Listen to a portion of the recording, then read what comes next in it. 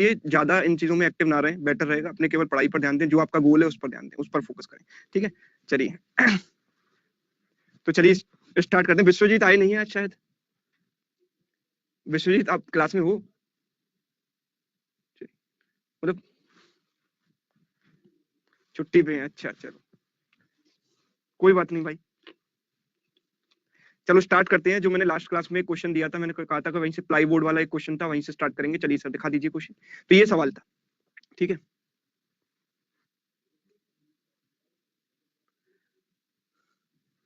Sir 800-900 message आते हैं Telegram पर, बहुत प्रॉब्लम होता है।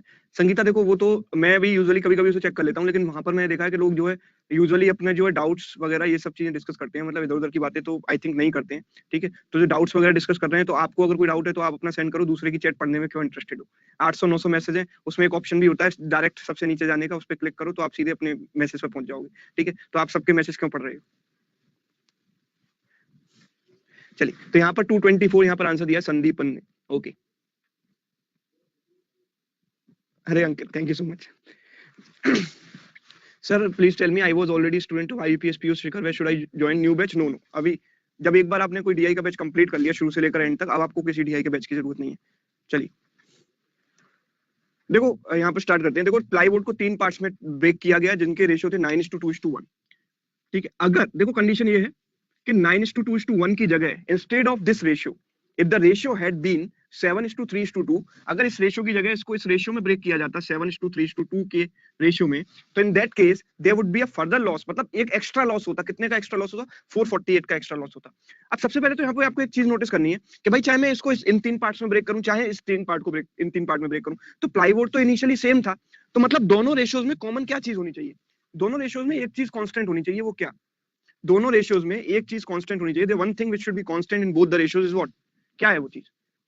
सम। बिल्कुल सही बात कि इन दोनों का जो टोटल है वो सेम रहना चाहिए, ठीक है। सबसे पहली बात आपको ये नोटिस करनी है कि तीनों में, मतलब तीनों पार्ट्स में अगर मैंने ब्रेक किया, चाहे मैं इस रेशियो में ब्रेक करूं चाहे इस रेशियो में ब्रेक करूं, टोटल में तो फर्क पड़ना नहीं चाहिए। Total should remain same. तो अगर मैं टोटल की बात करूंगा तो let me check the total. अगर टोटल सेम नहीं होगा तो सेम बनाएंगे, अगर ऑलरेडी सेम है तो बहुत अच्छी बात है। 9 + 2 11 + 1 12, 7 + 3 10 + 2 12, मतलब दोनों का टोटल सेम है ऑलरेडी। मतलब एग्जामिनर की दरियादिली देखो कि मतलब आपको अगर चेक भी नहीं करते, ये चीज आपके दिमाग में स्ट्राइक नहीं करती, तब भी आपका आंसर आ जाता है, क्योंकि ऑलरेडी इनका जो टोटल है वो सेम है, ठीक है। चलिए सेम नहीं आएगा, सेम नहीं होगा तो क्या करेंगे, वैसा क्वेश्चन भी आगे चल के आएगा, लेकिन फिलहाल इसको करते हैं। देखो तो अगर मैं इनके वेट की बात करूं तो जो प्राइस है वो डायरेक्टली प्रोपोर्शनल है वेट स्क्वायर के। बोला है कि price is proportional to weight square. तो अगर इनके टोटल की बात करूं तो 12 है। 7 + 3 10 + 2 12, 9 + 2 11 + 1 12, तो यहाँ पर टोटल इज 12। तो पहले इसका जो प्राइस होगा वो कितना रहा होगा? 12 स्क्वायर यानी कि 144। 12 स्क्वायर यानी कि 144। और अब कितना प्राइस बनेगा इस केस में? तो इस केस में मैं देखूंगा तीनों का अलग अलग प्राइस। आई कैन से 9 स्क्वायर + 2 स्क्वायर + 1 स्क्वायर, यानी कि 81 + 4 85 + 1 86, इतना बनेगा, ठीक है। और इस केस में कितना बनेगा? तो आई कैन से 7 स्क्वायर + 3 स्क्वायर + 2 स्क्वायर में बना सकता हूँ ऐसे, इसका प्राइस निकाल सकता हूँ। 49 + 9, 49 + 9 इज 58 + 4 इज 62। तो यहाँ पर लॉस कितने का हुआ? हम देखें कितने यूनिट्स का लॉस हुआ, तो हम देखेंगे यहाँ पर जो लॉस हुआ है वो 24 यूनिट्स का हुआ है। और 24 यूनिट्स की वैल्यू किसके बराबर होगी? जो फर्दर लॉस है वो किसके बराबर है? फर्दर लॉस है वो किसके बराबर है? 448 की, ठीक है। तो आई कैन से 24 यूनिट्स की वैल्यू किसके बराबर हो गई? 448 के बराबर हो गई, ठीक है। हमको क्या निकालना है? What is the original cost? तो ओरिजिनल कॉस्ट तो 144 है, और अगर 24 के बारे में पता है तो 24 के टेबल में 144, 24 6 टाइम्स 144, तो अगर मैं इसमें 6 से मल्टीप्लाई कर दूंगा तो I will get the value of 144 units. तो वो कितनी आएगी? इसमें भी 6 से मल्टीप्लाई कर दो, तो 6 × 8 48, 48 कैरी 4, 6 4 24 + 4 28 कैरी 2, 6 4 24 + 2 26। तो करेक्ट आंसर इस क्वेश्चन का जो ओरिजिनल कॉस्ट आएगी वो आएगी 2688। क्लियर है? दिस इज द आंसर, ठीक है, ओके।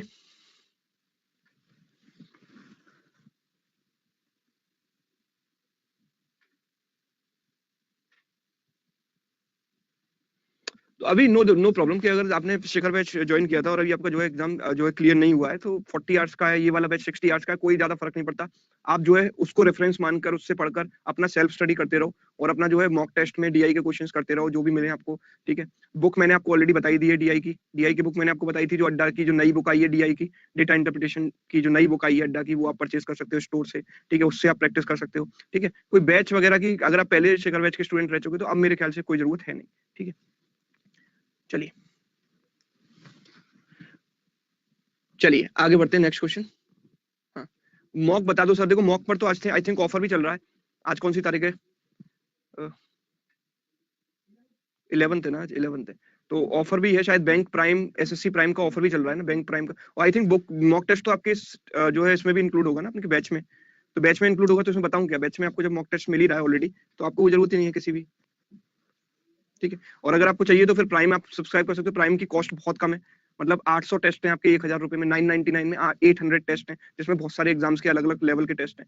मतलब यहाँ पर तो लेटेस्ट है कि आपको आईबीपीएस पीओ का जो सॉरी एसबीआई पीओ का ही टेस्ट सीरीज मिली, वहां पर आपको उसमें आरआरबी से लेकर एसबीआई से लेकर सारी चीजें, मतलब आईबीपीएस, मतलब जितने भी एग्जाम है उसका आप जो है पूरा सब्सक्राइब कर सकते हो। 800 मॉक टेस्ट हैं लगभग, उसमें सेक्शनल टेस्ट वगैरह सब मिलाकर, और प्लस नेशनल जो इंश्योरेंस एग्जाम होते हैं उनके, उसका अलग से जो है वो उसमें नहीं है, बैंकिंग वाले में नहीं, इंश्योरेंस का अलग से है, इंश्योरेंस प्राइम एसएससी का अलग से है। ठीक है, चलो अब ये अगला सवाल है आपके सामने, देखो प्रोपोर्शनलिटी पर ही बेस्ड है। इसका आंसर 200 कुछ लोग कह रहे हैं, कुछ लोग 600 कह रहे हैं। चलो देखिए आंसर्स पर ध्यान दो।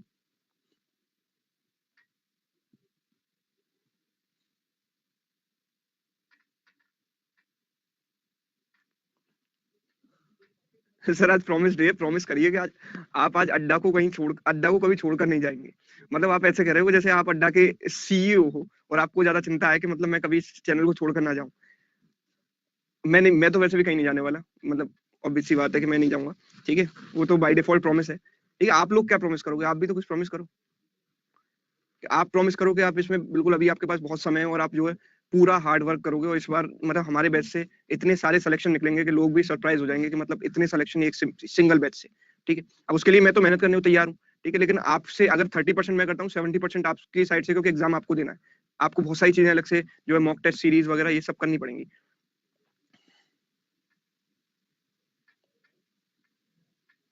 ठीक है, चलिए सब लोग प्रॉमिस करते हैं। Good, great. देखो हार्ड वर्क का तो कोई ऑल्टरनेटिव होता ही नहीं है, मतलब आप कितनी भी स्ट्रेटेजी बना लो, ये कर दूंगा वो कर लूंगा, यहाँ से पढ़ लूंगा वहां से पढ़ लूंगा, कोई फायदा नहीं जब तक आप हार्ड वर्क नहीं करोगे, आपके पास नॉलेज नहीं है। नॉलेज के बिना मोटिवेशन अधूरा है, ये मैंने आपको पहले ही बताया था। और जितनी ज्यादा आप मेहनत करोगे, जितनी ज्यादा चीजों को सीखोगे और अलग अलग तरीके से क्वेश्चंस को सॉल्व करने की कोशिश करोगे, अपने तरीके निकालोगे, इनोवेशन करोगे, तो डेफिनेटली आप एग्जाम में भी सक्सेसफुल हो पाओगे। क्योंकि एग्जाम में क्या होगा कि डिफिकल्ट पेपर क्यों बनेगा? डिफिकल्ट पेपर इसीलिए बनेगा क्योंकि वो पेपर को जो है क्वेश्चंस को पूछने का तरीका बदल देंगे, जिसको आप मे बी के समझ ना पाओ उस समय।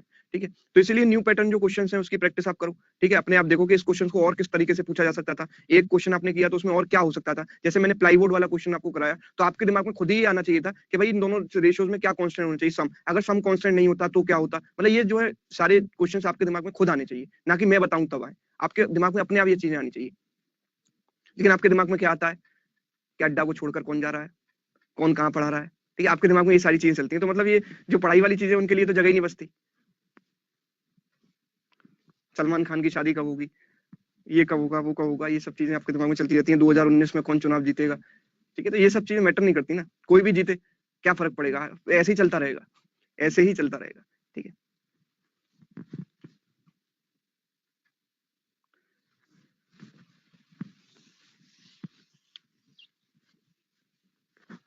चलो।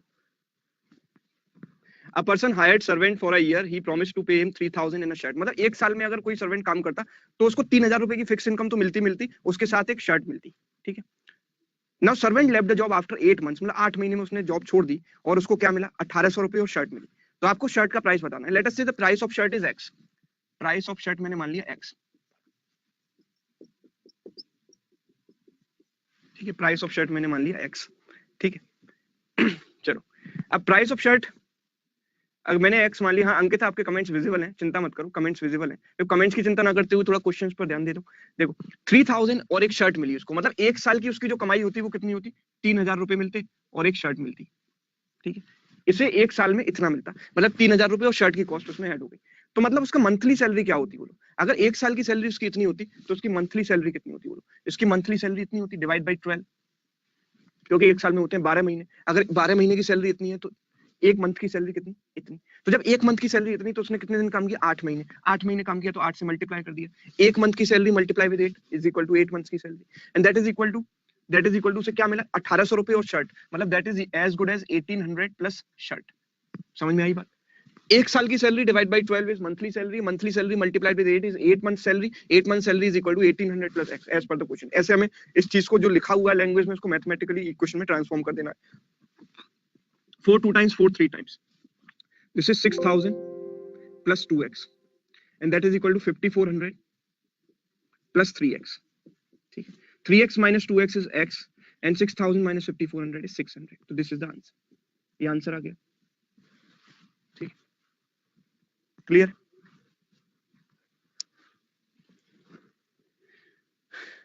ठीक है,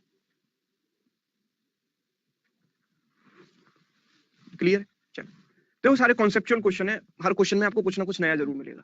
आगे बढ़ते हैं अगले सवाल की तरफ। क्वेश्चन 40, क्वेश्चन 40 आपके सामने देखो, expenditure of a mess is partially fixed and partially variable if there are 5 students total expenditure is 1050 and if there are 8 students total expenditure is 1200, find the average expenditure when there are 15 students in the mess. तो अगर 15 students एक mess में हैं तो उसका जो है average expenditure क्या होगा वो आपको बताना है। सौम्या कह रही सर आज मेरा नाम फिर से शो नहीं हो रहा। नहीं सौम्या, आपका नाम तो आ रहा है यहाँ पर।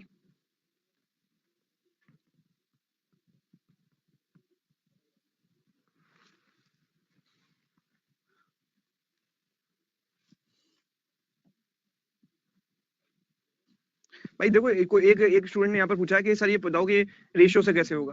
भाई हर क्वेश्चन रेशियो से थोड़ी होता है, मतलब ये तो मतलब बिल्कुल बेवकूफी वाली बात हो गई कि हर चीज को हम रेशियो से कर देंगे, ऐसा कोई पॉसिबल थोड़ी। मतलब इसमें तो रेशियो का कोई रोल ही नहीं है, तो इसको रेशियो से कैसे करेंगे? मतलब ये तो रेशियो से नहीं हो सकता ना। तो मतलब अगर आपसे ये वही बात हो गई कि आपसे कोई नाम पूछेगा भाई आपका नाम क्या है, आप अपना नाम बताते हो, फिर वो आपसे पूछे कि अपना नाम रेशियो से बताओ, तो आप बता पाओगे? नहीं बता पाओगे ना। चलो 1500 यहाँ पर लोगों का आंसर आ रहा है। चलो देख रहे 1550 चलो देख लेते हैं। 1550 people are saying, let's see. देखो expenditure of a mess is partially fixed and partially variable, ठीक है, देख लेते हैं। एक मेस का एक्सपेंडिचर कुछ फिक्स पार्ट है कुछ वेरिएबल है। तो मतलब देखो इसमें फंडा क्या है, पहले तो मैं आपको उसके पीछे का बेसिक बताता हूँ कि आप किसी मेस में जाओगे, यहाँ पर खाना बनता है स्टूडेंट्स का, तो वहां पर कुछ चीजें तो फिक्स कॉस्ट होती हैं। मतलब लेट अस से कि अगर लाइट जल रही है तो लाइट जलेगी, फैन चल रहे हैं तो फैन तो चलेंगे, जो वर्कर्स है उनकी सैलरी है वो फिक्स है, ठीक है। अब वेरिएबल क्या होगा? Amount of food. मतलब वेरिएबल एक्सपेंडिचर कब कब आएगा? जब अमाउंट ऑफ फूड की बात आएगी। मतलब जितने ज्यादा स्टूडेंट उतना ज्यादा फूड कंज्यूम होगा, उतनी ज्यादा वेरिएबल कॉस्ट आएगी। तो फिक्स कॉस्ट तो अपनी जगह है, मतलब अगर एक स्टूडेंट आए, एक भी ना आए, 100 स्टूडेंट आए, 1000 स्टूडेंट आए, तो वो सब चीजें तो मतलब फिक्स रहेंगी। और वेरिएबल कॉस्ट क्या होगी? जो फूड वो कंज्यूम कर रहे हैं, पर पर्सन कितना फूड कंज्यूम कर रहे हैं उस पर डिपेंड करेगी वेरिएबल कॉस्ट। तो हम देखते हैं कि यहाँ पर जो एक्सपेंडिचर है टोटल, वो एक्सपेंडिचर कुछ तो उसका फिक्स पार्ट है और प्लस कुछ नंबर ऑफ स्टूडेंट्स के साथ वेरी करता है। मतलब नंबर ऑफ स्टूडेंट के साथ वेरी करता है, तो मैं उसको k times number of student कह दूं। k is a constant of proportionality. k is a constant of proportionality. जब मैं बोलता हूं कि भाई expenditure is proportional to number of students, तो मैं इसको ऐसे लिख सकता हूं ना कि it is k times number of student. तो this is a variable part. ये वेरिएबल पार्ट है और ये फिक्स पार्ट है, ठीक है। सबसे पहले मैंने इसको ऐसे लिख दिया, ठीक है। This is a fix part, this is variable part which varies with the number of students, ठीक है। And what is k? k is the amount of food, और we can say cost of food per student. एक student पर food की कितनी cost आती है ये, उसको जब हम नंबर ऑफ स्टूडेंट से मल्टीप्लाई करेंगे तो will get the total cost, ठीक है। चलिए, तो ऐसे तो मैंने लिख दिया। अब यहाँ पर बोला है कि there are 5 students, the total is 1050। अगर 5 स्टूडेंट हैं तो 1050 का एक्सपेंडिचर आता है। तो बताओ कि 5 स्टूडेंट में expenditure 1050 that is equal to f plus number of student 5 रखूंगा तो ये 5k बन जाएगा, क्योंकि k तो k रहेगा। और अगर 1200 का एक्सपेंडिचर आता है, 1200 का एक्सपेंडिचर कब आता है? When there are 8 students. तो 8 स्टूडेंट मतलब f प्लस 8k हो जाएगा, ठीक है। तो मैं क्या करूंगा कि सिंपल इसमें से इसको सब्ट्रैक्ट करूंगा, तो f से f कैंसिल हो जाएगा, तो कितना बन जाएगा? 3k इज इक्वल टू इसका डिफरेंस 150। तो k की वैल्यू कितनी आ गई? 50। k की वैल्यू जैसी 50 आई मैंने यहाँ पर पुट कर दी, तो f की वैल्यू आ जाएगी, ठीक। तो f की वैल्यू कितनी आ जाएगी? 1050 माइनस 15 टू 5 250, तो कितना आ जाएगा? 800। f की वैल्यू आ जाएगी 800। क्लियर, कोई दिक्कत नहीं। अच्छा, तो मेरे पास अब इक्वेशन कितनी बन गई? देखो f की एक्सपेंडिचर जो आ गया, जहां पर f और k कांस्टेंट थे, f की वैल्यू आ गई 800 प्लस k की वैल्यू 50 इंटू n, ये आ गई, ठीक है। अब नंबर ऑफ स्टूडेंट्स हमें कितने दिए गए? 15। जब 15 स्टूडेंट होंगे तो कितना एक्सपेंडिचर आएगा? 800 प्लस 50 इंटू 15, 750 प्लस 800 मतलब 1550। This is the total expenditure of 15 students. लेकिन हमसे तो ये नहीं पूछा, बहुत सारे लोगों ने जैसे ही आया आंसर दे दिया 1550। क्वेश्चन ढंग से पढ़ा नहीं। क्वेश्चन में क्या बोला है कि there find the average expenditure. जब मैं एवरेज एक्सपेंडिचर की बात करता हूं तो इनका एवरेज निकालने के लिए मुझे इसे नंबर ऑफ स्टूडेंट से डिवाइड भी करना पड़ेगा। 1550 डिवाइड बाई 15 करना पड़ेगा, क्योंकि 15 स्टूडेंट है इस केस में। 5 से कटा 3 बार, 5 से 3 बार, 310 बाई 3। तो this is the answer, 310 upon 3, ठीक है। एक दो लोगों ने आंसर दिया भी था, ठीक है, कुछ लोगों ने आंसर दिया भी था, लेकिन बहुत सारे लोग ऐसे थे जिन्होंने 1500 दिया था आंसर, ठीक है। और एग्जामिनर ये भी रखेगा ऑप्शन में, ये भी रखेगा, आप इसको मार्क करके चले आओगे, गलती कर दोगे, ठीक है। तो क्वेश्चन ध्यान से पढ़ना चाहिए, ठीक है। चलिए, पूजा ने करेक्ट दिया था आंसर, गुड। आगे बढ़ते हैं, नेक्स्ट क्वेश्चन। हाँ, यहाँ पर देखो इस टाइप का क्वेश्चन भी कई बार पूछ लिया जाता है। Two candles of the same height are lighten at the same time, the first is consumed in 3 hours and the second in 4 hours, assuming that each candle burns at a constant rate, in how many hours after being lightened the ratio between first and second candle becomes 3:4? मतलब उनको लाइटन करने के कितने hours के बाद उनका जो ratio बन जाएगा वो 3:4 बन जाएगा, ये बताना है। 5 hours, 5 hours यहाँ पर धर्मेंद्र ने बोला है 5 hours। अच्छा, 12/7 कुछ लोगों ने बोला है 5। मीरा कह रही सर आप मेरा नाम नहीं लेते। भाई मेरा, अब तुम्हारा नाम लेने से बताओ क्या फर्क पड़ जाएगा? ले लिया तुम्हारा नाम, बताओ एग्जाम क्लियर हो जाएगा? गारंटी दे रही हो? आज प्रॉमिस डे है, प्रॉमिस कर दो तुम्हारा नाम ले लिया तुम्हारा एग्जाम क्लियर हो जाएगा।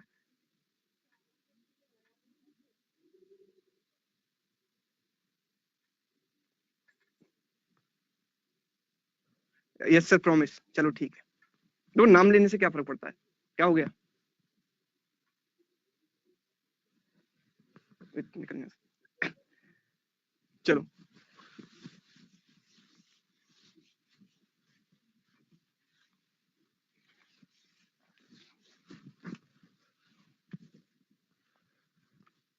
चलो, हाँ तो देखो इस क्वेश्चन को किस तरीके से करेंगे, उम्मीद है आपने ट्राई कर लिया होगा।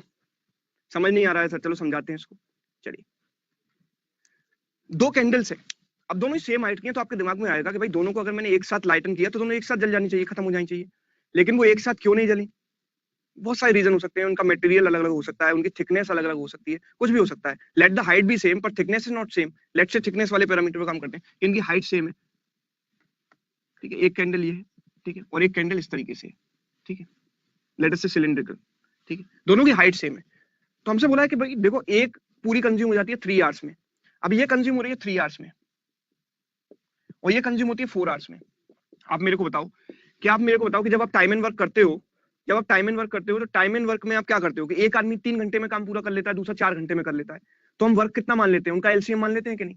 अगर एक आदमी 4 घंटे में कर लेता है, दूसरा 3 घंटे में करता है, तो हम वर्क कितना मान लेते हैं? उनके एलसीएम के बराबर, ठीक है।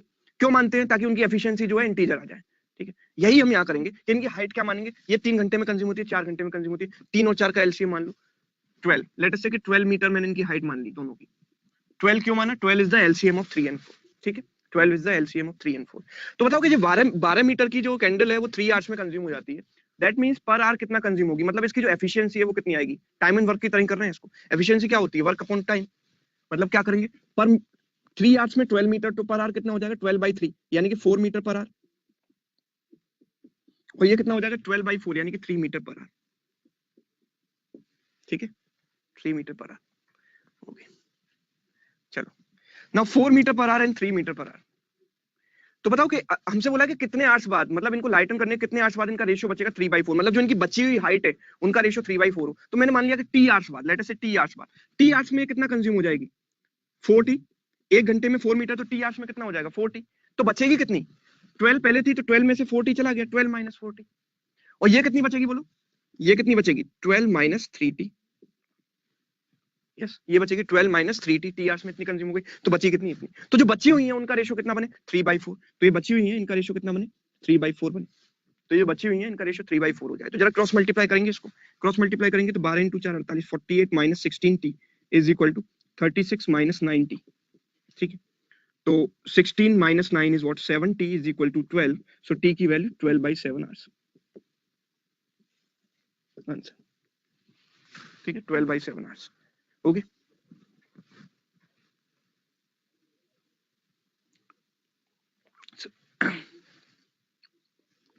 50n कैसे आया? 50n सर 12 माइनस 40 क्यों किया? देखो एक बात बताओ, कि मैं आपको एग्जांपल लेता हूँ।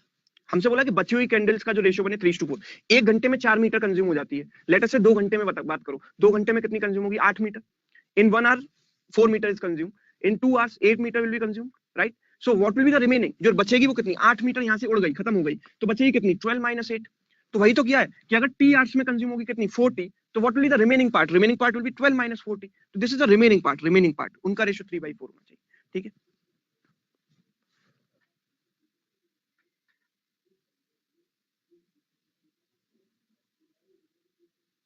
चलिए, रेशियो से हो जाएगा? नहीं हो पाएगा, रेशियो से नहीं हो पाएगा ये, रेशियो से ये नहीं हो पाएगा।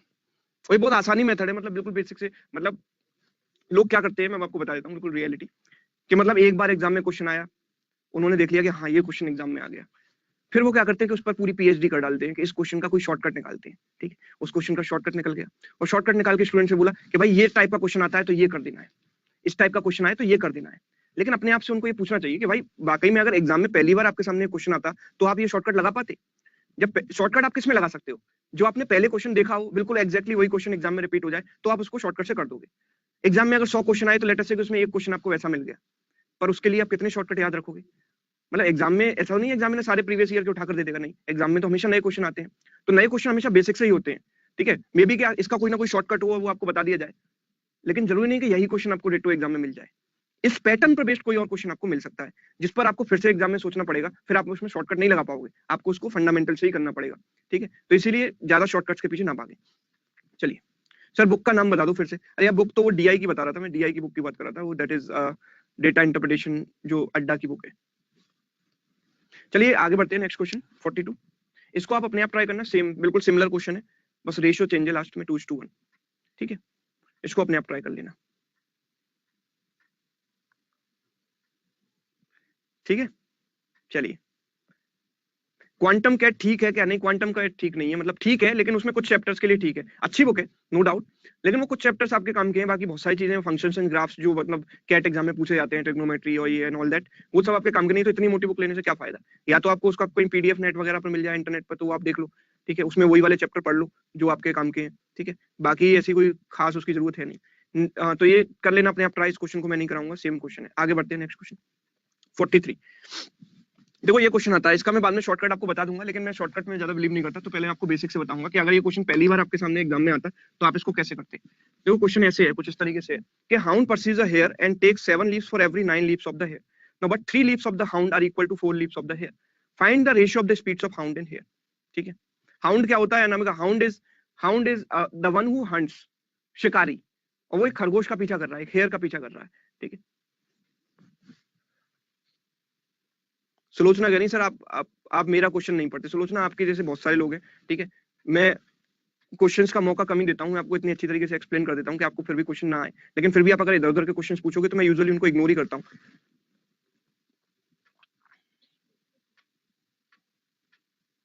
मीन प्रपोर्शन बता देंगे आपको।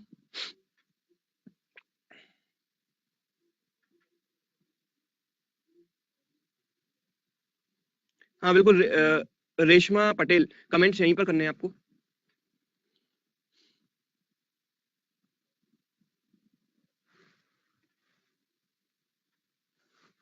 चलो आगे बढ़ते हैं। हाँ देखो क्या है इसमें, किस तरीके से करेंगे। देखो दो लोग हैं यहाँ पर, दो चीजें हैं, एक तो हाउंड और एक हेयर। ठीक है, आप किस तरीके से एग्जाम में इसको सोचोगे। देखो हाउंड जो है हेयर का पीछा कर रहा है, and take 7 leaps for every 9 leaps of hare. मतलब इसका मतलब ये है कि जितने टाइम में, समझना ध्यान से, बात को ध्यान से सुनना, एक एक वर्ड टू वर्ड, जितने टाइम में हाउंड 7 लीव्स लेता है उतने टाइम में हेयर 9 लीव्स लेता है। मतलब हाउंड 6 छलांग लगाता है, 7 छलांग लगाता है, हेयर 9 छलांग लगाता है। समझ रहे बात को? मतलब जितने समय में, अब वो समय कितने समय में वो तो मुझे नहीं पता, लेट अस से 1 सेकंड, कि एक सेकंड में मैं मान लेता हूं कि हाउंड जो है 7 लीव्स लेता है, तो हेयर कितनी छलांग लगाएगा एक सेकंड में? 9 लीव्स। ठीक है, बड़ा स्लोली बता रहा हूँ, ध्यान से समझना। तो मैं हाउंड की बात करूं तो बोलूंगा कि 7 लीव्स पर सेकंड, मैंने बोल दिया कि इसको 7 लीव्स पर सेकंड, तो हाउंड हेयर कितनी लेगा? 9 लीव्स पर सेकंड। ये टाइम कुछ भी हो सकता है, सेकंड भी हो सकता है, मिनट भी हो सकता है, कोई फर्क नहीं पड़ता, बिकॉज अल्टीमेटली हमें रेशियो निकालना है। तो जो टाइम है वो टाइम की जो भी यूनिट होगी वो कैंसिल हो जाएगी, आप कितना भी टाइम में ये मान सकते हो, कोई दिक्कत नहीं। वन सेकंड मैंने मान लिया फॉर रेफरेंस। तो 7 लीव्स पर सेकंड, 9 लीव्स, एक ही बार एक्सप्लेन करूंगा इसलिए ध्यान से समझो। 7 लीव्स पर सेकंड, 9 लीव्स पर सेकंड। ठीक है, आगे क्या बोला है? लेकिन उनकी लीव्स बराबर नहीं है भाई, एक छलांग में तय की गई दूरी तो डिपेंड करती है ना, डिपेंड करती है कि कितनी, मतलब एक छलांग में वो एक जंप में कितनी डिस्टेंस ट्रेवल कर रहा है, इट डिपेंड्स। सो यहाँ पर आगे दिया है 3 leaps of hound are equal to 4 leaps of hare. मतलब हाउंड की 3 लीव्स में चली गई दूरी, मतलब the distance travelled in 3 leaps of hound, मतलब 3 leaps of hound is equal to 4 leaps of hare, 4 times leaps of hare. मतलब these two distances are equal, 4 leaves of hair, 3 leaves of hound is equal to 4 leaves of hair। ठीक है, and let us से जब 3 और 4 है तो मैं एक काम करता हूँ कि इसको 3 एंड 4 का एलसीएम 12 मीटर मान लेता हूँ डिस्टेंस को। मैंने आपको बता चुका हूँ रेशियो में अगर दो चीजें बराबर होती हैं तो इक्वल में इनका एलसीएम मान लेते हैं। तो 3 लीप हाउंड की 3 लीप 12 मीटर के बराबर है, तो एक लीप में कितना चलेगा? मैं बोलूंगा कि एक लीप हाउंड की कितनी होगी? Leap of hound will be I can say 12/3 यानी कि 4 मीटर एक लीप में, 4 मीटर पर लीप, एक छलांग में 4 मीटर ट्रेवल करेगा। और अगर मैं हेयर की बात करूं तो हेयर कितना ट्रेवल करेगा? हेयर 12/4 यानी कि 3 मीटर पर लीप, इतना ट्रेवल करेगा। ठीक है, तो हम देखते हैं इन दोनों को, देखो सेपरेट करो, इन दोनों को सेपरेट करो। हम देखेंगे हाउंड की अगर बात करें तो अगर मुझे स्पीड चाहिए तो स्पीड आएगी मीटर पर सेकंड में। अगर मैं इन दोनों पैरामीटर्स को मल्टीप्लाई कर दूं सो आई विल गेट लीप से जो लीप है वो कैंसिल हो जाएगा, बचेगा क्या? ऊपर मीटर नीचे सेकंड, तो आई कैन से 7 × 4 मीटर पर सेकंड। और इसका क्या आएगा? अगर इन दोनों को मल्टीप्लाई करूं तो लीप से लीप कैंसिल हो जाएगा, बचेगा मीटर पर सेकंड, 9 × 3 मीटर पर second. So the ratio of their speeds will be 7 4 28, 9 3 27, 28:27 is the answer. ठीक है, 28:27 इज द आंसर। क्लियर? तो यूनिट्स से हम इसको सॉल्व कर सकते हैं बहुत आराम से। तो आप देख लो इसको, जिसको स्क्रीनशॉट लेना है वो आप देख लो, स्क्रीनशॉट ले लो। 4 मीटर पर लीप कैसे आया? बिकॉज 3 लीप्स में 12 मीटर, तो 1 लीप में कितना? 12/3 4 metre, so that's why 4 metre per leap. ठीक है, 12 कैसे आया? 3 और 4 का एलसीएम मैंने अज्यूम कर लिया, 24 भी मान सकते हो आप, कुछ भी मान सकते हो। यहाँ पर बेटर रहेगा कि इनका एलसीएम मान लें ताकि इंटीजर वैल्यूज आ जाए। चलिए, अब अगर यही क्वेश्चन आ जाता दोबारा एग्जाम में और कुछ ही और डेटा के साथ आ जाए, ठीक है, जिसके चांसेस काफी कम है, बट स्टिल अगर आ जाता है सेम क्वेश्चन किसी और डेटा के साथ, तो मैं इसको शॉर्टकट से भी कर सकते हैं। कैसे? कि देखो हमसे सबसे पहले बोला कि 7 leaps of hound, hound takes 7 leaps, hare takes 9 leaps. In a time when hound takes 7 leaps, hare in that particular time hare takes 9 leaps. ठीक है, 3 leaps of hound are equal to 4 leaps of hare, तो 3 leaps hound की 4 leaps hair के बराबर है। ठीक है, ऐसे मैंने लिख दिया। फिर मैं क्या करूंगा? यहां से चलूंगा, इस कॉर्नर से इसका मल्टीप्लाई करूंगा, 7 4 28 एंड इसका इससे मल्टीप्लाई करूंगा, 9 3 27। तो इनकी स्पीड का रेशियो मुझे डायरेक्ट मिल जाएगा 28:27। This is the answer. ठीक है, अगर नेक्स्ट टाइम ऐसा क्वेश्चन आता है तो आप इस मेथड से इनकी स्पीड का रेशियो निकाल सकते हैं, सिंपल। ठीक है, लेकिन ये आता कैसे? हमेशा बेसिक से ही आता है, समझ रहे हो? जो बेसिक है उसी से मेथड आया है, डेवलप किया है, बस बाकी सारी चीजें